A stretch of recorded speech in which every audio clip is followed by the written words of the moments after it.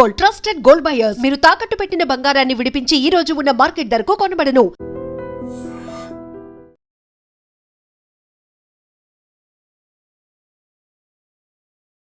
Big breaking.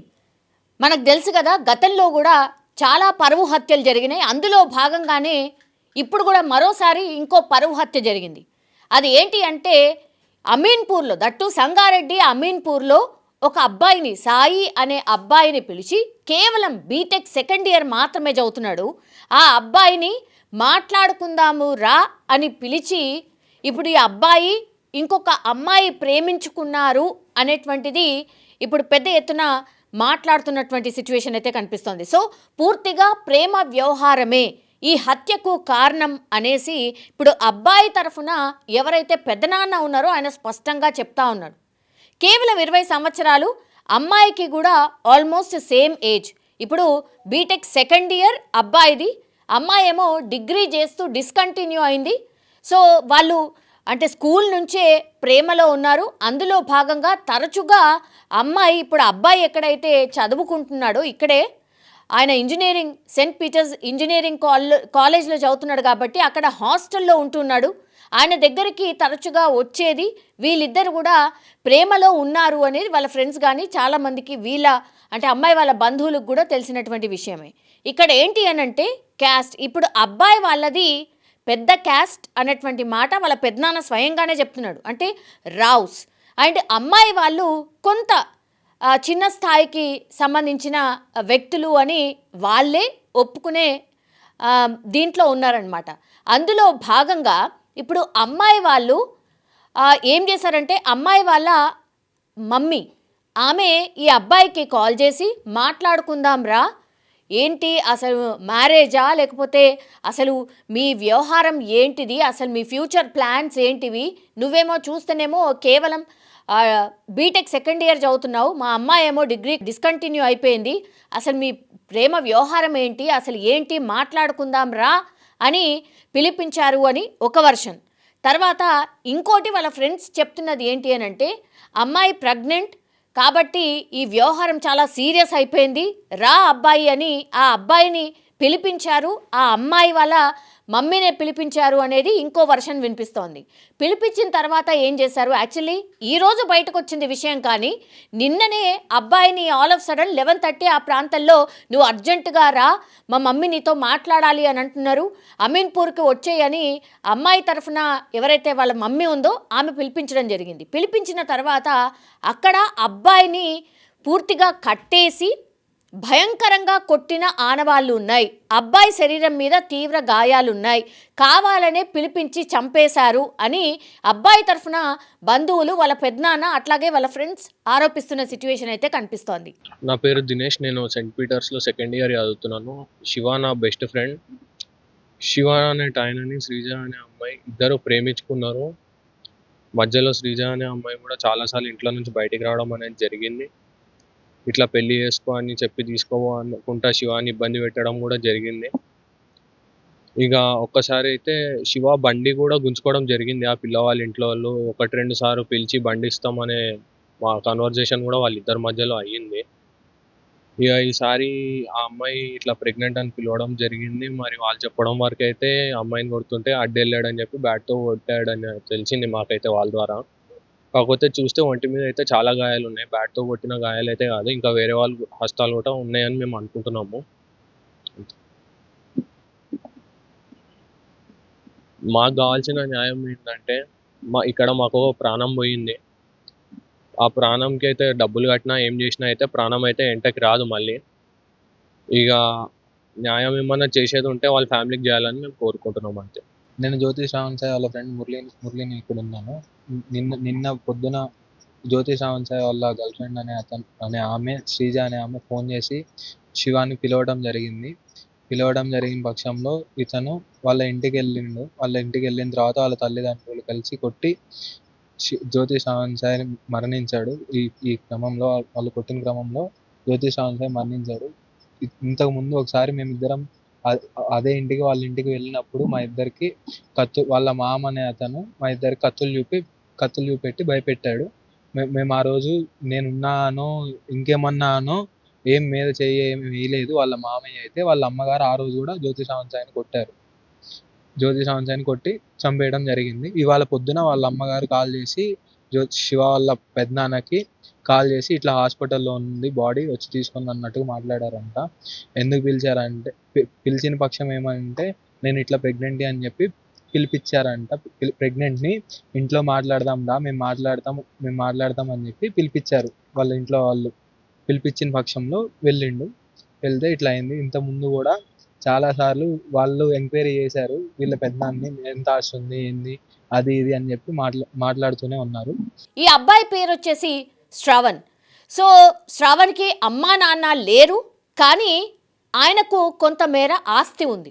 ఆస్తికి సంబంధించి తరచూ ఈ అమ్మాయి అడిగేది అని, నీకెంత ఆస్తులున్నాయి, ఒకవేళ మనం పెళ్లి చేసుకుంటే ఈ ఆస్తులన్నీ కూడా నా పేరు మీద రాస్తావా, ఆస్తి పంపకాలకు సంబంధించి ఒక క్లారిటీ తీసుకుందామన్న మాట కూడా మాట్లాడారు. చాలా టైమ్స్ నీ ఆస్తులెంత అని తరచుగా ఈ మధ్యకాలంలో అమ్మాయి అబ్బాయిని అడిగేది అన్నటువంటి మాట కూడా వాళ్ళ ఫ్రెండ్స్ చెప్తూ ఉన్నారు. సో ఏం జరిగిందో ఏంటో తెలియదు, కానీ లాస్ట్కి వస్తే నిన్న అబ్బాయిని వాళ్ళ ఇంటి దగ్గరికి పిలిపించుకొని ఇంటి దగ్గర ఇద్దరు, అంటే అమ్మాయి వాళ్ళ అమ్మ ఏం చెప్తుంది అంటే చాలా స్కెచ్ చేసి ప్లాన్ చేసినట్టుగా అనిపిస్తోంది ఇన్సిడెంట్ అంతా చూస్తే. అమ్మాయి నుంచి కాల్ చేపిస్తారు అబ్బాయికి, అబ్బాయి ఏమో హుటాహుట్న ఇంటికి వస్తాడు. వచ్చిన తర్వాత వీళ్ళిద్దరూ అంటే అమ్మ అట్లాగే వాళ్ళ కూతురు కొట్లాడుతుంటే ఈ అబ్బాయి మధ్యలోకి వెళ్తే అప్పుడు బ్యాట్ తీసుకొని అమ్మాయిని కొట్టబోతుంటే అబ్బాయి అడ్డొచ్చాడు, ఆ బ్యాట్ తగిలి ఈ అబ్బాయి అన్కాన్షియస్ అయిపోయాడు అన్నటువంటి మాట అమ్మాయికి సంబంధించిన తల్లి చెప్తోంది. కానీ అబ్బాయి శరీరం పూర్తిగా కమిలిపోయింది, తీవ్ర గాయాలున్నాయి, చాలా చోట్ల గాయాలున్నాయి. ఒక్కరు కొట్టిన దెబ్బలైతే డెఫినెట్లీ కావు, చాలామంది కొట్టినట్టుగా ఆనవాళ్ళు ఉన్నాయని స్పష్టంగా ఆయన బాడీని చూస్తే అర్థమవుతుంది. ఫ్రెండ్స్ కానీ వాళ్ళ పెద్దనాన్న కానీ ఆరోపిస్తున్న సిచ్యువేషన్. వాళ్ళ పెద్దనాన్న స్పష్టంగా చెప్తున్నాడు, మీ ఏజ్ కాదు, ప్రేమ వ్యవహారంకి సంబంధించి ఇప్పుడు పెళ్లి చేసుకునే ఏజ్ కాదు, మీరు సెటిల్ కావాలి, ఏదో దాంట్లో స్థిరత్వం ఏర్పడ్డ తర్వాత మీ ఏజ్ అసలే కాదు, మీరు చదువుకొని సెట్ అయ్యి జాబ్ తెచ్చుకొని ఆ తర్వాత మ్యారేజ్ గురించి మాట్లాడాలి, ప్రేమకు సంబంధించి మాట్లాడాలి అని మేము చాలాసార్లు అబ్బాయికి చెప్పే ప్రయత్నం చేశాము అన్నటువంటి మాట చెప్తున్నారు.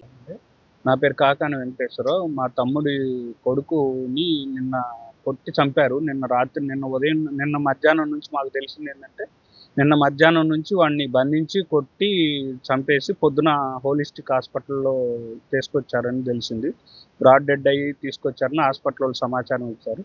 మేము అక్కడికి పోయి చూసాం. విషయం ఏంటంటే, వాడెవరో 10th క్లాస్ చదివేటప్పుడు ఇక్కడ ఒక అమ్మాయిని ప్రేమించిందని చెప్పారు. ఆ తర్వాత వాళ్ళు పద్దాలు థ్రెటన్ చేసుకుంటూ వచ్చారు. కానీ నేను ఆ చిన్నపిల్లలు అని చెప్పి నేను ఒకసారి వాళ్ళతో మాట్లాడి మా వాడిని కూడా కొంచెం సర్ది చెప్పి ఇంజనీరింగ్ అయిపోవాలి, చిన్నపిల్లలు ఇట్లాంటివి ఉండకూడదని చెప్పిన తర్వాత వాళ్ళు 2-3 సార్లు ఆ అమ్మాయి మా వాడి హాస్పిటల్ దగ్గరికి వెళ్ళి నన్ను పెళ్లి చేసుకో, మా ఇంటికి వచ్చి మాట్లాడు, నువ్వు నన్ను పెళ్లి చేసుకొని ఒత్తిడి చేసిందని వాళ్ళ ఫ్రెండ్స్ ద్వారా నాకు సమాచారం. అయితే నేను మా వాడితో కూడా చెప్పిన, ఇలాంటి పిచ్చి పనులు చేయకూడదు, మీ వయసు చిన్నపిల్లల వయసు, మీరు ఇంజనీరింగ్ కంప్లీట్ చేయమని చెప్పిన. మరి ఏం జరిగిందో ఏమో తెలియదు, కానీ నిన్న మధ్యాహ్నం వాడిని ఫోన్ చేసి పిలిపించారంట. పిలిపించి వాడిని బాగా కొట్టడం జరిగిందనేది, నిన్న మధ్యాహ్నం నుంచి నిన్న 12 గంటల నుంచి వాడిని కొట్టడం జరిగిందంట. ఒంటి నిండా గాయాలు అయితే ఉన్నాయి. మరి దానికి సంబంధించి వాళ్ళందరూ బంధించారు. రాత్రి తెల్లవారుజామున శ్వాసలో ఇబ్బంది వస్తే వాళ్ళు ఆ బంధించిన వాడిని తీసుకొచ్చి దగ్గర ఏదో చిన్న హాస్పిటల్కి తీసుకెళ్తే వాళ్ళు ఇక్కడ మా వల్ల కాదు, మీరు పెద్ద హాస్పిటల్కి తీసుకెళ్ళమంటే అక్కడికి తీసుకెళ్లే లోపల చనిపోయిండు. హాస్పిటల్ చెప్పడం అంటే వీళ్ళు తీసుకొచ్చేసరికి చనిపోయి ఉండండి అని నాకు పొద్దున్న నేను హాస్పిటల్కి వెళ్తే చెప్పారు. మా వాళ్ళు వెళ్తే ముందు చెప్పారు, నాకు సమాచారం ఇస్తే నేను పోయి అడిగితే అదే చెప్పారు. ఆమె ఏమంటదంటే, అమ్మాయి తల్లి, మా అమ్మాయిని కొడుతుంటే ఈ అబ్బాయి అడ్డొచ్చిండు, నేను బ్యాట్ తీసుకొని కొడితే ఈ అబ్బాయి చచ్చిపోయిండు అని చెబుతుంది. కానీ మా అనుమానం ఏంటంటే, దానికి సంబంధించిన వాళ్ళు ఒక్కతే కొడితే అట్ట పిల్లోడు పెద్ద 5-7-5-8 ఉంటాడు కదా, గట్టిగానే ఉంటాడు. మరి వాడిని అన్ని దెబ్బలు కొట్టేదాకా అయితే ఓర్చుకోలేడు. అబ్బాయి ఇంజనీరింగ్ 2nd ఇయర్ చదువుతుందండి, Saint Peter's engineering college, Mysore కూడా. అమ్మాయి ఏదో డిగ్రీ చదువుతుంది, డిగ్రీ తప్పిందని అంటున్నారండి. మాకు అంతగా పెద్దగా వివరాలు తెలియదు ఇంకా దాని గురించి. మా ఆవిడనైతే ఇలా అయింది. ఇక్కడ ఏంటి అంటే, వాళ్ళ తల్లిదండ్రి లేకపోవడం, అబ్బాయికి సంబంధించి తల్లిదండ్రి లేకపోవడం, అండర్ కేర్ టేకర్ ఎవరు అంటే వాళ్ళ పెద్దనాన్న. సో వాళ్ళ పెద్దనాన్న నిన్న కాల్ చేసినప్పుడు లిఫ్ట్ చేయలేదట. ఆ తర్వాత మళ్ళీ కూడా కాల్ చేస్తే కూడా అబ్బాయి లిఫ్ట్ చేయలేదు. ఏమో కాలేజ్కి వెళ్ళాడేమో, ఇంకెక్కడ ఉన్నాడేమో అని లిఫ్ట్ చేయకుండా అప్పుడప్పుడు ఉంటాడు కాబట్టి అందులో భాగంగానే అనుకున్నాను. కానీ నెక్స్ట్ డే మార్నింగ్ అంటే ఈరోజు తెల్లవారుజామున 7-7:30 ప్రాంతంలో ఈ అమ్మాయి వాళ్ళ అమ్మనే కాల్ చేసి మీ అబ్బాయి ఇక్కడ పడిపోయాడు, మేము ఇక్కడ హాస్పిటల్లో జాయిన్ చేశాము అతన్ని అని ఈ అమ్మాయి వాళ్ళ అమ్మనే స్వయంగా కాల్ చేయడం, ఇదంతా కూడా డౌట్స్ క్రియేట్ కావడానికి కారణమైంది. ఇంకోటి ఏంటంటే వాళ్ళ ఫ్రెండ్స్కి కూడా హడావిడిగా బైక్ తీసుకుంటూ వెళ్తూ ఇలా అమ్మాయి పిలిచింది కాబట్టి నేను వెళ్తున్నాను అని చెప్పాడు. సో అందుకని ఇప్పుడు పోలీసులకు కూడా ఫిర్యాదులో ఏం పేర్కొన్నారంటే, మా అబ్బాయిని ఇగో ఈ అమ్మాయి వాళ్ళ అమ్మ వాళ్ళే చంపేశారు, కావాలనే పిలిపించారు, స్కెచ్ వేసి చంపేద్దాం అనుకున్నారు, చంపేశారు, వాళ్ళకి ఈ ప్రేమ వ్యవహారం ఇష్టం లేదు, మేము కూడా సర్ది చెప్పే ప్రయత్నం చేశాము మా అబ్బాయికి కూడా, అయినా సరే ఆయన వినలేదు, అయినా సరే మేము చెప్పే ప్రయత్నం చేస్తున్నాం, ఏమన్నా ఉంటే మాట్లాడుకుందాము అని కూడా చెప్పాము, కానీ ఇంతలోనే ఇంత భయంకరంగా చంపేస్తారని మేమైతే ఊహించలేదు అని పెద్దనాన్న చెప్తున్నటువంటి మాట. కానీ ఆస్తి వ్యవహారం ఉంది, అట్లాగే ఇక్కడ కులాలు ఎక్కువ తక్కువ అనే వ్యవహారం కూడా ఉంది.